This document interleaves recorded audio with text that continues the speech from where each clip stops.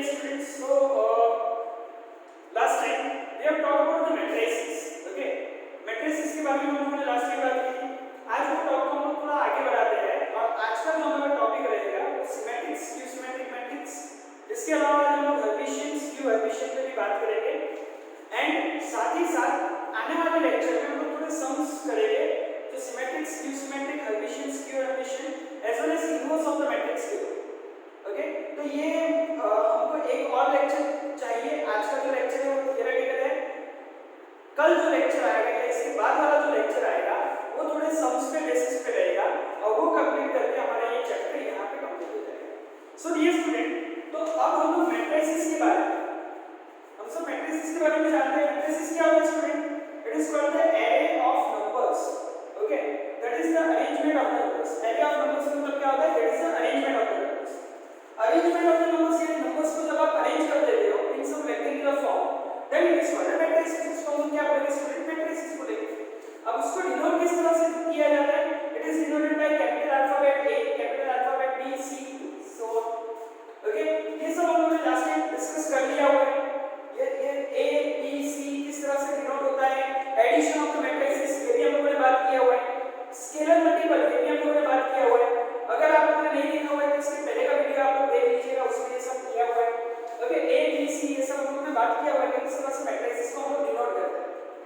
Student, आज का जो हमारा बात है वो है सिमेट्रिक मैट्रिक्स पे. सिमेट्रिक मैट्रिक्स किसे कहेंगे एंड देन हम लोग सीखेंगे कि स्क्यू सिमेट्रिक मैट्रिक्स किसे कहेंगे. सो कब हम लोग सिमेट्रिक मैट्रिक्स बोलेंगे और कब हम लोग स्क्यू सिमेट्रिक मैट्रिक्स बोलेंगे, ये दोनों टर्म्स अच्छे से याद कर लो, माइंड में इसको अच्छे से बिठा लो कि सिमेट्रिक मैट्रिक्स और स्क्यू सिमेट्रिक मैट्रिक्स ये नाम याद करो. ओके, अब जब हम लोग सिमेट्रिक और स्क्यू सिमेट्रिक की बात कर ही रहे हैं तब इसका सबसे पहले आपको पता होना चाहिए ट्रांसपोज ऑफ मैट्रिक्स क्या होता है. Okay, so transpose of matrix क्या होता है वो हम लोग अभी देखने वाले हैं. एक सिंपल एग्जांपल उसके लिए हम लोग लेते हैं कि मैं एक मैट्रिक्स लिख रहा हूं, मैट्रिक्स A, जहां पे मुझे दिया हुआ है 1 2 3 4 5 6. ये मुझे अरेंजमेंट दिया हुआ है. ओके, ये मुझे अरेंजमेंट दिया हुआ है. अब आप यहां पे देख सकते हो कि कितनी रोज है. फर्स्ट रो, सेकंड रो, मतलब ये दो रो है. और कॉलम कितने हैं स्टूडेंट? तो first column, second column, third column, मतलब इसके तीन कॉलम है. यानी ये जो मैट्रिक्स है उसका ऑर्डर क्या हो गया? इट इज 2 क्रॉस 3, यानी दो रो तीन कॉलम वाला ये मैट्रिक्स है. तो जब हम लोग ट्रांसपोज की बात करेंगे तो ट्रांसपोज में हम लोग क्या देखेंगे कि यहाँ पे it is the process of converting rose into columns and columns into रोज. तो हम लोग यहाँ पे ट्रांसपोज जब इसका लिखेंगे तो उसको मैं डिनोट करूंगा bye AT.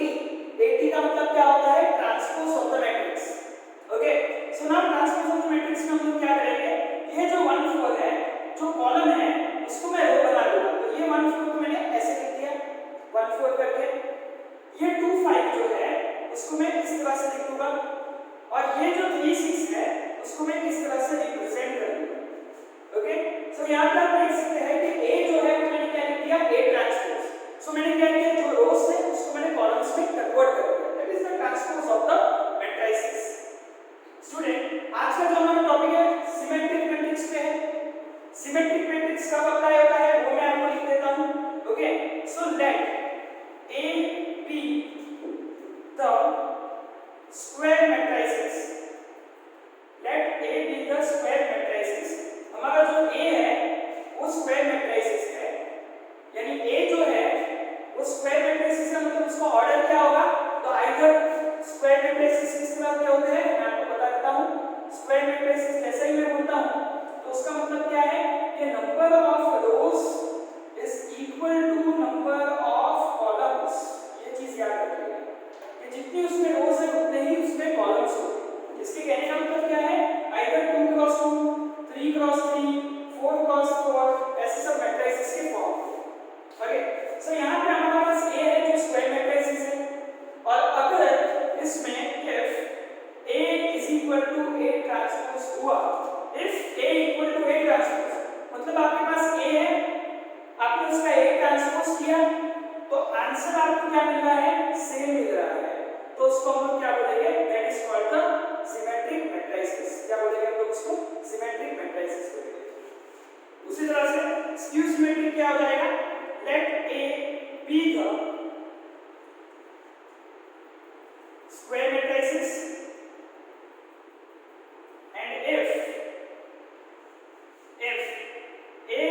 equal to minus A transpose, then it is skew symmetric. तो हम लोग इसको क्या बोलेंगे, स्क्यू सिमेट्रिक मैट्रिक्स। तो ये बट ऑब्वियस है कि अगर A equal to A transpose है, A equal to A transpose है तो उसको हम लोग सिमेट्रिक बोलेंगे, और A equal to minus A transpose है तो उसको हम लोग स्क्यू सिमेट्रिक बोलेंगे। स्टूडेंट इसलिए हम लोग एक एग्जांपल परफॉर्म करते हैं ताकि आपको इसके बारे में और आइडिया आएगा। सो एक एग्जांपल हम लोग लिखते हैं, ये मैं खुद से दे रहा हूं, आपको असाइनमेंट में और आंसर्स इसके क्वेश्चंस में आपको प्रोवाइड करने वाला हूं। Okay, so let A is equal to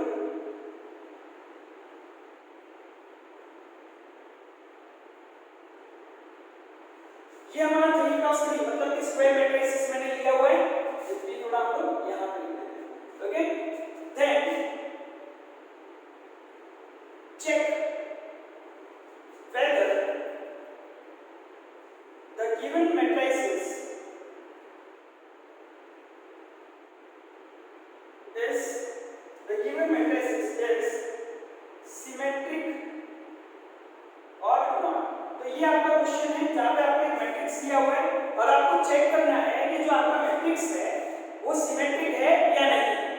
okay, सो अब यहां पे हम सिंपली क्या करेंगे, सॉल्यूशन में लिखूंगा इसका। देखिएगा आप लोग, A इज इक्वल टू मेरे पास क्या है 1 2 6 2 2 5 6 5 3। ओके, सो ये मेरे पास मैट्रिक्स है। अब ये मैट्रिक्स का मैं अगर ट्रांसपोज ले लूं, ट्रांसपोज मतलब जो रोज है उसको मैं कॉलम में कन्वर्ट करूं और कॉलम है जो मैं उसको रोज में कन्वर्ट करूं। तो 1 2 6 उसको मैं किस तरह से लिख दूंगा, ये वाले रोज को मैं खड़ी लिख दूंगा मतलब कॉलम के फॉर्म में लिख दूंगा। उसी तरह से ये वाली जो रो है 2 2 5 उसको मैं कॉलम में लिख दूंगा 2 2 5 करके। एंड देन ये वाली जो रो है 6 5 3 उसको मैं यहां पे लिख दूंगा। ओके, अब आप देख सकते हो कि हमारा जो ओरिजिनल मैट्रिक्स था 1 2 6 1 2 6 2 2 5 2 2 5 6 5 3 6 5, मतलब ये दोनों एंट्रीज क्या आई है, दोनों वैल्यूज क्या आई है, सेम आई है। इसका मतलब क्या हो गया, हम लोग क्या लिख सकते हैं, और ये मैट्रिक्स था A और ये मैट्रिक्स हो गया A ट्रांसपोज। यानी क्या कंडीशन आ गई कि A equal to A transpose. अगर A equal to A transpose है तो उसको हम लोग क्या बोलेंगे student, it is a symmetric matrix. Okay, and therefore it is a symmetric matrix. तो स्टूडेंट अब आपको पता चल ही गया होगा कि सिमेट्रिक में आपको क्या चेक करना है कि A ट्रांसपोज करके देखना है, और अगर A equal to A transpose हुआ तो उसको हम लोग सिमेट्रिक बोलेंगे, जैसे कि ये सब में हम लोगों ने किया। और अगर A equal to minus A transpose हुआ तो उसको हम लोग स्क्यू सिमेट्रिक बोलेंगे। डन स्टूडेंट, तो आई होप इतना आपको समझ में आया होगा। अब हम लोग एक और प्रोसेस करते हैं। The process is to find A dash, sorry A star. तो हम लोग प्रोसेस करेंगे A स्टार फाइंड करने की। डियर स्टूडेंट्स, ध्यान से देखिएगा, A स्टार इसको किस तरह से निकाला जाता है। ओके, तो A स्टार का मतलब पहले क्या होता है वो मैं आपको बता देता हूं। It can be said as, A star को हम लोग क्या बोलेंगे, it is called transpose conjugate of matrix. ध्यान दीजिएगा इस पे, transpose conjugate of matrix. Transpose conjugate, अब ये जब कंजुगेट नाम आता है ना तो सबसे पहले आपको क्या पता होना चाहिए, कॉम्प्लेक्स नंबर। ओके, तो अब यहाँ पे हम लोग जो नंबर्स ले रहे थे that was a real number, simple number. अब हम लोग कॉम्प्लेक्स नंबर में बात करेंगे। सो यहाँ पे एक हमारे पास एग्जांपल है, मैं आपको ट्रांसपोज कंजुगेट किस तरह से होता है वो मैं आपको करके बताऊंगा। सो मेरे पास एक मैट्रिक्स है A। ओके, A को यहाँ पे कुछ एंट्रीज दी हुई है 1 प्लस I। अब देखो 1 प्लस I मतलब ये complex number, it is not simple number. 1 plus I का होता है I equal to under root of -1, ये आपको पता ही होगा, that is a complex number. 1 plus I, then -2I, then 3 minus I, 4 plus I, 1, 3 minus 2I, ये हमको दिया हुआ है, this is given to us. And आपको बोला हुआ है फाइंड A स्टार। आपको क्या फाइंड करना है स्टूडेंट, A स्टार फाइंड करना है। A स्टार का मतलब क्या होता है, transpose conjugate. Okay, transpose conjugate, तो यहाँ पे दो एंट्री है, पहले आपको ट्रांसपोज करना है और बाद में उसका कंजुगेट लेना है। तो बस वही प्रोसेस हम लोग करेंगे। देखिएगा, सबसे पहले A आपको दिया हुआ है तो A का ट्रांसपोज लेके आपको आता ही होगा, ट्रांसपोज क्या होता है आपको पता ही है,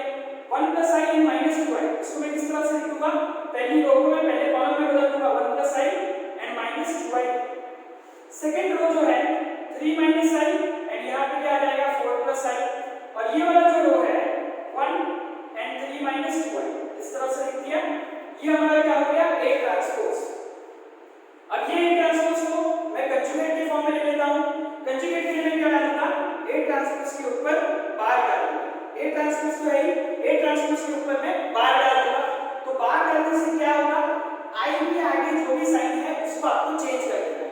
तो 1 प्लस आई है उसका क्या हो जाएगा 1 माइनस आई, 3 माइनस आई है उसका क्या हो जाएगा 3 प्लस आई, यहाँ पे तो आई है ही नहीं तो ये 1 यहाँ पे एज इट इज रहेगा, माइनस 2i इसको मैं क्या लिख सकता हूँ प्लस 2i, 4 प्लस आई है इसको मैं क्या लिख सकता हूँ 4 माइनस आई, यानी जहाँ जहाँ पे भी आई आ रहा है उसके आगे की साइन आपको चेंज कर देनी है। 3 माइनस 2i है उसको हम लोग क्या लिखेंगे 3 प्लस 2i। तो ये आपको जो मिला ट्रांसपोज करके आपने कंजुगेट किया, इसको हम लोग बोलेंगे ए स्टार। क्या बोलेंगे स्टूडेंट ए स्टार बोलेंगे। डियर स्टूडेंट्स, इसको फाइंड करने का एक और तरीका है, इसको फाइंड करने का एक और तरीका है, वो आप किस तरह से करोगे, ये देखिए यहाँ पे हम लोगों ने प्रोसेस किया कि स्टेप 1 पहले हम लोगों ने ट्रांसपोज किया, स्टेप 2 उसका कंजुगेट फाइंड किया। लेकिन क्वेश्चन होना चाहिए कि पहले से हमेशा ट्रांसपोज करना जरूरी है उसके बाद ही हम लोग कंजुगेट करेंगे, तो ऐसा जरूरी नहीं है। आप पहले कंजुगेट निकाल लीजिए और उसके बाद ट्रांसपोज कीजिए तो भी चलेगा।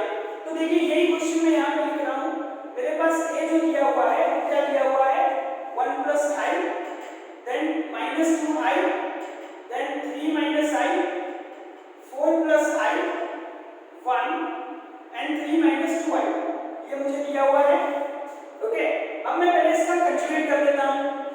यहाँ पे हम लोगों ने ट्रांसपोज किया था, यहाँ पे मैं कंजुगेट कर देता हूँ। तो कंजुगेट करने के लिए a डैश करना पड़ेगा मुझे, एंड a डैश क्या हो जाएगा 1 प्लस आई, उसको मैं क्या लिखूंगा 1 माइनस आई, प्लस की जगह पे आप माइनस आ गया, माइनस 2i की जगह पे मैं क्या लिखूंगा 2i, यहाँ पे मैं क्या लिखूंगा 3 प्लस आई और 4 प्लस आई, तो इसका क्या हो जाएगा 4 minus I.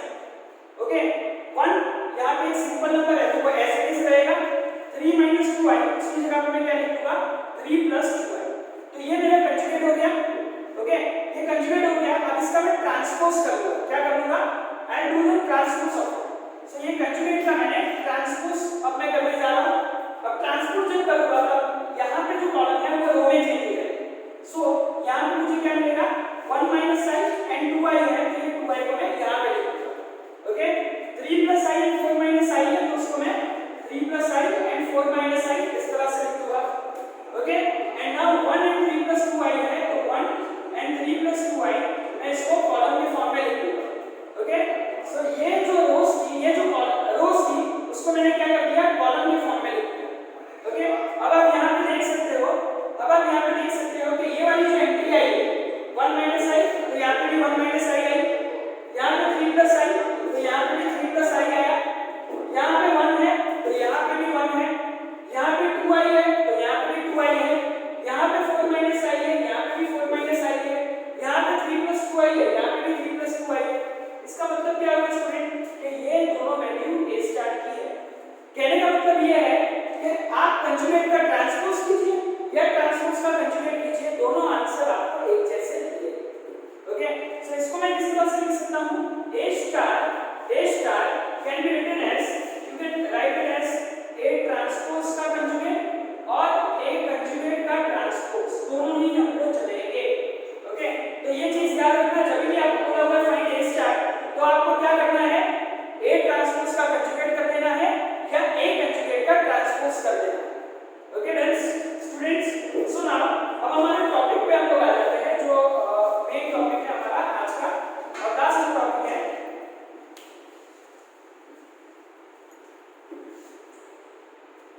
That is about hermitian and skew hermitian। Okay, so सबसे पहले हम लोग hermitian के बारे में बात कर लेते हैं। hermitian मतलब क्या? ओके, सो if हमारे पास मैट्रिसेस है, if the matrix A is given to us, अगर हमको मैट्रिक्स A दिया हुआ है and A is square matrix, if the matrix A is given to us and A is square matrix, then A equals to A star, then it is hermitian। तो वो क्या हो जाएगा स्टूडेंट, hermitian हो जाएगा। And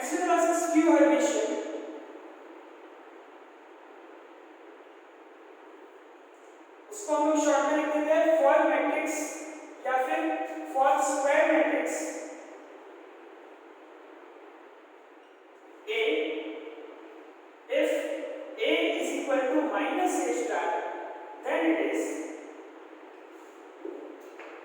skew hermitian. तो आप यहाँ पे देखिए जैसे कि सिमेट्रिक और स्क्यू सिमेट्रिक में था सेम वैसा ही है। वहां पे सिमेट्रिक में क्या था a equal to a transpose, तो हम लोग उसको क्या बोलते थे सिमेट्रिक। यहाँ पे a equal to a star, तो हम लोग उसको क्या बोलेंगे Hermitian. And if a equal to minus a star, तो उसको हम क्या बोलेंगे स्क्यू हर्मिशियन। वहां पे हम लोग a equal to minus a transpose होता था, तो हम लोग उसको क्या बोलते थे स्क्यू सिमेट्रिक। डेफिनेशन स्टूडेंट लिख लीजिएगा, इंपॉर्टेंट टॉपिक है, सारे की नोट्स बना लीजिएगा। In the next lecture we are going to discuss about sums, हम थोड़े सम सॉल्व करेंगे and that will be helpful for you to solve and to understand more in detail. Till now make the notes, okay? जितनी भी मैंने यहाँ पे चीजें लिखी है वो आपको नोट्स बना लोगे। अगर आपको समझ में नहीं आएगा तो वीडियो को रिवाइंड कर देना, वीडियो को रिवाइंड करके बार-बार उसको समझने की कोशिश करना। और फिर भी अगर आपको कुछ प्रॉब्लम लगता है तो स्टूडेंट कमेंट बॉक्स में आप लिखोगे, मैं उसको ट्राई करने की कोशिश करूंगा, आपको रिप्लाई